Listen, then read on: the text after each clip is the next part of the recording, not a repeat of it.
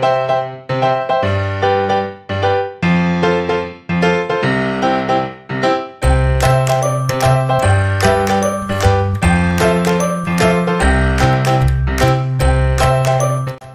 वालेकुम। होम कुक्स के तमाम दोस्तों को मेरा सलाम और अल्लाह ताला आप सबके दस्तरखान को भी वसी और ईज़ करे।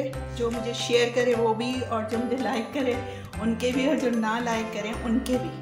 अल्लाह ताला अपनी रहमतें सब पर नाज़िल फरमाए और हम पर भी। दुआओं में हमें भी याद रखिएगा।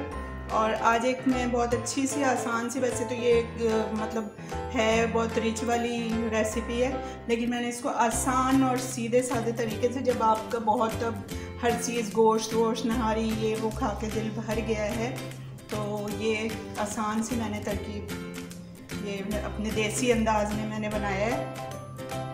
तो इसको बनाएं और शेयर करें, लाइक करें और सब्सक्राइब करें मेरे चैनल को। सारे लोग आप देख रहे हैं लेकिन प्लीज़ सब्सक्राइब नहीं कर रहे, तो कर दें सब्सक्राइब, आपका भी भला हो और मेरा भी।